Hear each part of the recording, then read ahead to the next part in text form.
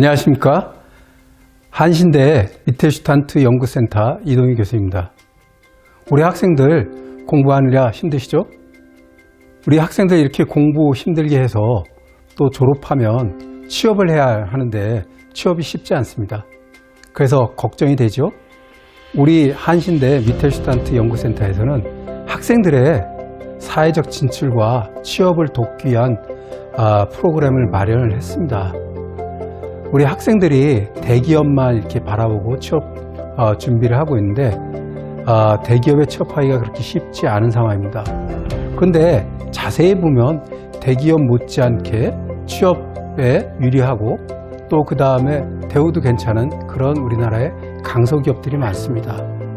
그래서 우리 학생들한테 취업에 도움을 주고자 우리 한신대 미텔슈탄트 연구센터에서는 강소기업 CEO 초청 프로그램을 기획을 했습니다. 여러분들의 많은 관심 부탁드립니다.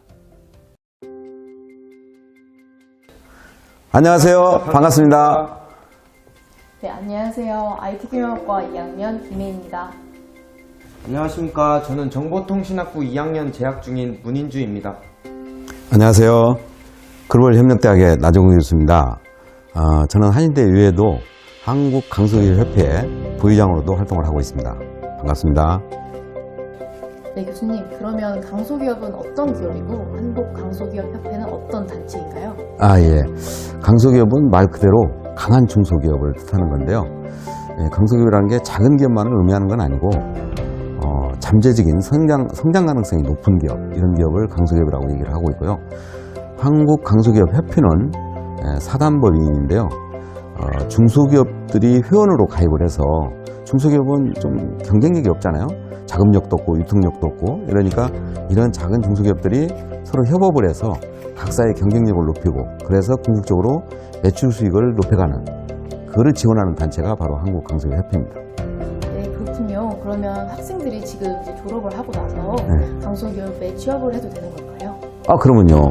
제가 아까도 잠깐 말씀드렸지만 강소기업이라는 게 특정 분야에 어떤 기술력이 있는 그런 회사들이거든요. 요즘에 이게 4차 산업혁명 시대라고 하잖아요. 4차 산업혁명의 기술은 그 분야가 굉장히 다양합니다. 세분화되어 있단 말이죠. 어떤 기업이고 모든 분야에서 잘할 수 있는 건 아니에요. 우리 사람도 마찬가지잖아요. 모든 걸 다 잘할 수는 없잖아요. 이게 학교 다니면서 이것저것 다 잘하려고 하지 마세요. 내가 뭔가 목표를 딱 하나 세워서 내가 특히 잘할 수 있는 것, 또 내가 즐겁게 일할 수 있는 것, 그런 한 가지 특기를 이게 닦아서 그걸 가지고 그 어느 분야에 경쟁력 있는 그런 회사에 취업을 하면 되는 거라고 봐요. 그리고 지금은 당장 급여가 좀 낮고 이럴 수 있지만 앞으로 이렇게 4차 산업혁명 시대가 도래하고 이러면 그런 중소기업들이 오히려 더 그런 특정 분야에서 경쟁력을 가질 수 있는 거거든요. 일본의 소재 부품 회사들이 저렇게 큰 소리 치면서 우리 수출을 규제하고 하는 이유가 뭐겠어요? 그 소재 부품이라는 게 시장은 사이즈가 작지만 그 분야에서만큼은 세계 시장 점유율을 80%, 90% 가지고 있는 그런 회사들이란 말이에요. 우리 대한민국이 일본하고 당당하게 경쟁을 하려면 그런 기업들을 강하게 키워야 되고, 마찬가지로 학생 같은 젊은 사람도 규모가 큰 회사만 가려고 하지 말고 어느 한 분야에서 세계적인 경쟁력 있는 회사, 지금 당장 급여가 낮을 때도 그런 회사를 들어가면 그 학생의 미래는 밝다. 그렇게 생각합니다. 네, 저희 대학교와 독일 미텔슈탄트 대학과 협약을 맺어서 학생들이 복수학위를 맺을 수 있다고 하는데요. 그러면 학생들이 독일 미텔슈탄트 연구소를 어떻게 활용할 수 있을까요? 네. 결국 복수 학위를 받아서 국내에는 물론이고 이제 독일에 가 있는 강소기업에 취업을 하려면 첫째 중요한 거는 어학이죠. 독일어가 안 되면 수업을 들을 수가 없잖아요. 그래서 우리 학생들이 이런 좋은 제도가 만들어졌을 때 좀 방학 같은 때라도 이런 틈틈이 이용해서 독일어 공부를 좀, 특히 독일의 그런 강소기업에 들어가고 싶은 그런 희망을 갖고 있는 학생이라면 남다르게 독일어 공부를 좀 열심히 할 필요가 있습니다. 특히 강소기업은 뭡니까? 강소기업이 들려면 가장 중요한 게 차별화거든요. 우리가 인생을 살아가는 데 있어서도 가장 중요한 게 뭐예요? 남과 뭔가 다르게 해야 되잖아요. 뭔가 어학 하나를 확실하게 잘하는 것도 그게 차별화거든. 그래서 첫째, 독일어 이 공부를 좀 열심히들 했으면 좋겠고요. 두 번째는 지금 글로벌 시대라 우리나라에 들어와 있는 독일 기업들이 많아요.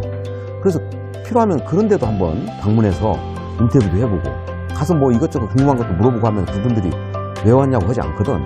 오히려 차 한잔 주면서 다 대답해 준단 말입니다.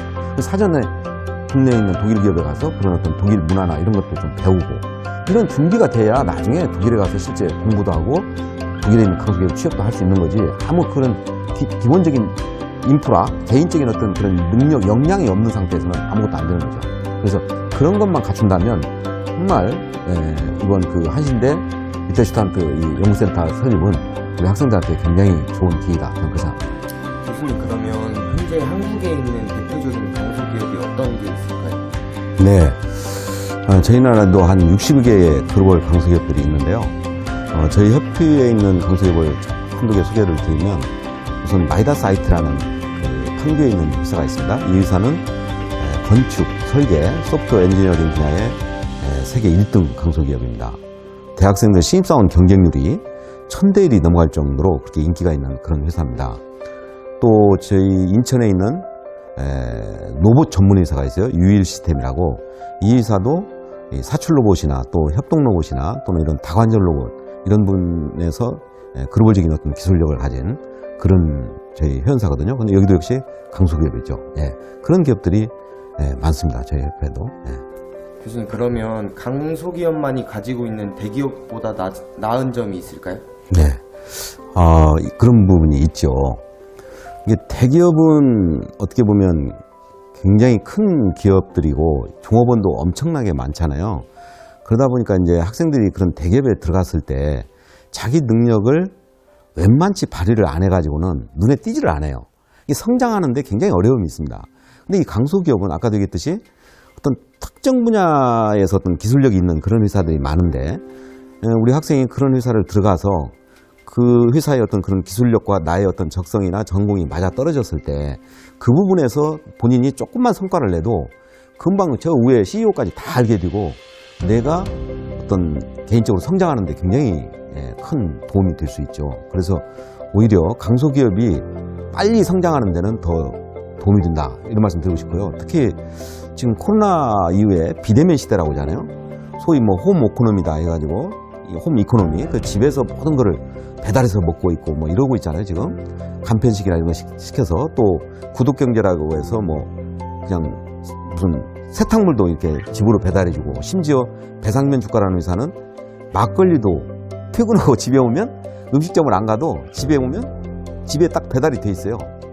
이런 또 집에서 또 영화도 볼 수 있고 이런 시대로 바뀌었기 때문에 또 우리가 지금 교육도 다 원격으로 다 하고 그러고 있잖아요. 재택근무하고.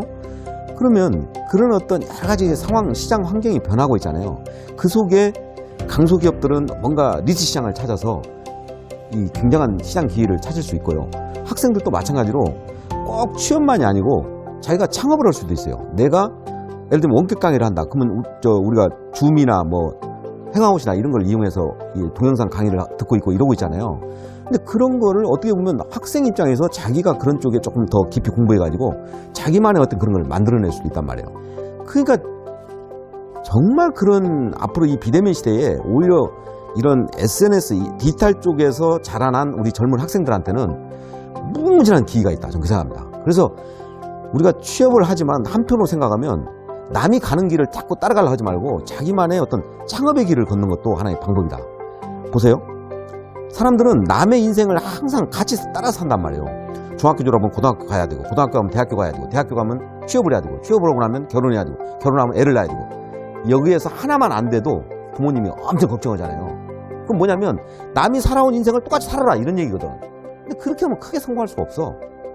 학생만의 어떤 그런 차별화된 길을 찾아보는 것, 이것도 성공에 아주 중요한 지름길이 될 수 있다. 그리고 남보다 훨씬 더 크게 성공할 수 있다. 그렇게 생각합니다. 강소기업이라는 게 바로 그런 데라고 보시면 됩니다. 그래서 여러분이 꿈을 펼치는데 대기업만이 아니라 이런 강소기업을 지원하는 것도 당장은 급여가 좀 낮고 적을지 몰라도 길게 보면 무궁무진한 그런 기회를 가질 수 있다. 저는 그렇게 생각합니다. 네. 교수님, 그러면 한신대학교 학생들이 강소기업에 취업을 하려면 어떻게 준비를 해야 될까요? 예. 아까도 잠깐 앞에서도 잠깐 얘기를 했는데 뭔가 하나만 좀 잘하면 좋습니다. 그래서 예를 들면 자기의 이제 전공에 따라서 다르겠지만 예를 들면 내가 어학에 소질이 있다. 그러면 내가 지금 막 영어 토익 점수가 850점이야. 내가 850점을 확보했으면 950점 1000점이 되게끔 노력을 하는 거죠. 무슨 얘기를 하고 싶은 거냐면 어학을 하더라도 어느 하나에 확실하게 집중을 해서 이 영어에 관한 한 내 이 강소기업에 들어가면 최고 잘하는 사람 이렇게 인정이 돼야 된다는 거죠. 예를 들어서 기업에 가면 지금 글로벌 시대라 중소기업도 다 해외 비즈니스를 해요. 자, 외국에서 외국인이 왔어. 독일에서 독일 파트너 비즈니스 파트너가 한국에 출장을 왔단 말이에요. 사장님 방에서 이제 그 독일 그 바이어하고 사장님하고 회의를 해. 근데 통역사를 안 불렀어. 그게 이제 찾는 거야. 경영지원팀에서 야, 우리 회사 안에서 독일어 좀 통역을 할 수 있는 사람 있어? 아무도 없는 거야. 근데 학생이 제가 조금 하는데 제가 한번 해볼까요? 그래? 그래, 그럼 네가 좀 해봐라. 사장님 방에 딱 들어와서 독일 바이하고 사장님이 회의를 하고 있는데 거기서 통역을 다 하는 거야. 그 회의가 딱 끝나면 사장님이 뭐라고 하겠어? 밥 먹으러 갈까? 이제 점심 먹으러. 점심 먹으러 갈 때도 상무 부장이 있지만 안 불러. 학생을 부른단 말이야. 점심 먹는데 옆에 사장님하고 바이어 있는데 그 옆에 앉혀놓고 거기서 또 회의를 하면서 통역을 한단 말이야. 그럼 자기의 전문성을 살리기 위해서 어느 특정 자기가 잘할 수 있는 분야에 그런 경쟁력을 키워라. 이 말씀을 드리고 싶어요. 네. 그럼 교수님 마지막으로 한신대 학생들에게 전하고 싶은 당부의 말씀 한마디만 해주시겠어요? 네. 예, 우리 한신대학교가 기독교대학인데 이 고린도전서 13장 13절에 보면 믿음, 소망, 사랑 이런 말이 있잖아요. 우리가 기업 경영에서도 그렇고 개인이 살아가는 데 있어서도 그런 세 가지의 중요한 그 원칙이 있는데 첫째는 고객 중심이라는 말. 그러니까 우리가 그 믿음, 소망, 사랑이라고 할 때 이 사랑이라는 게 뭐예요? 베푸는 거잖아요. 이게 고객 중심이라는 게 뭐냐면 고객한테 베푸라는 거죠. 근데 고객의 의미를 내 물건 사는 사람만을 고객으로 생각하지 말고 학생이 세상을 살면서 만나는 사람들 있죠. 상대방이 다 내 고객이란 말이에요. 고객은 내 물건을 사는 사람만이 아니라 나한테 직접 간접 영향을 주는 사람. 이게 다 고객입니다. 역지사지. 상대 입장에 생각하라는 거죠. 그리고 상대 입장에서 상대를 베풀으라는 거죠. 그게 바로 믿음, 소망, 사랑이 사랑이다. 저는 그 생각합니다. 그렇게 하면 굉장히 성공 가능성이 많다. 두 번째, 소망이란 뭐야? 하늘나라에 가는 소망이잖아요. 이 소망을 이루려면 기업 경영이나 개인은 차별화를 해야 한다. 아까도 얘기했지만 남이 살아온 인생을 그대로 따라서 살지 말고 자기만의 차별화. 기업도 자기 회사만의 어떤 다른 이런 걸 추구해야 기독교에서 소망을 이룰 듯이 기업 경영에서 성공하는 비즈니스맨이 될 수 있고 개인적으로 성공하는 사람이 될 수 있다. 저는 그렇게 생각합니다. 세 번째는 학생이 어느 조직에 들어가서 몸을 담으면 거기에는 많은 구성원들이 있어요. 항상 그 구성원들하고 협력을 하라는 거죠. 소위 기업이 왜 이게 성과가 안 나냐면 기업 부서 이기주의. 다 자기 입장에서만 뭐를 하려고 하니까 협업이 안 된단 말이에요. 우리 협회가 협업을 중요시하는데 이 협업이 돼야 되는 거죠. 인간은 기본적으로 이기심이 있단 말이에요. 이걸 깨야 돼. 이 이기심을 깨는 방법이 뭐예요? 협업이야. 나도 좀 상대방한테 도움을 받으면서 나도 도움을 주는 거예요. 그러면 이기심을 깰 수 있다. 따라서 학생이 어느 취업을 해서 직장을 가거나 어느 조직에 몸을 담으면 자꾸 나만 득을 보려 하지 말고 협업을 해라. 세상은요, 내가 좀 손해본 듯 살아야 됩니다. 요 한마디만 하고 제가 끝낼게요. 독일의 강소기업과 우리나라 중소기업의 차이가 뭐냐? 독일의 강소기업은 신입사원이 딱 들어오면요, 신입사원 교육을 딱 시킨 다음에 그 회사의 오너가 그 신입사원들을 자기 집으로 초대를 해요. 그래서 사모님이 앞치마를 두르고 일일이 요리를 해서 신입사원들을 일일이 다 접대를 한단 말이에요. 그러니까 주인의식이 저절로 생기고 충성심이 저절로 생기는 거예요. 우리나라 보세요. 신입사원 교육하고 나면 호텔에 들어가서 밥 먹이고 이러면서 실제 근무할 때는 어떻게 해요? 재떨이 집어 던지고 막 욕지거리 하고 잃어버리니까 기회만 되면 다른 회사를 이직하려고 하고 이러죠. 무슨 주인의식이 생기겠냔 말이에요. 그러면 자연스럽게 경쟁력이 없게 되는 거죠. 이거를 깨야 된다. 저는 이 말씀 드리고 싶습니다. 네, 지금까지 한신대 미텔슈탄트 연구센터에서 기획한 강소기업 CEO 초청 프로그램이었습니다. 이 초청 프로그램을 통해서 학생들의 사회적 진출과 취업에 많은 도움이 되었으면 하는 바람입니다.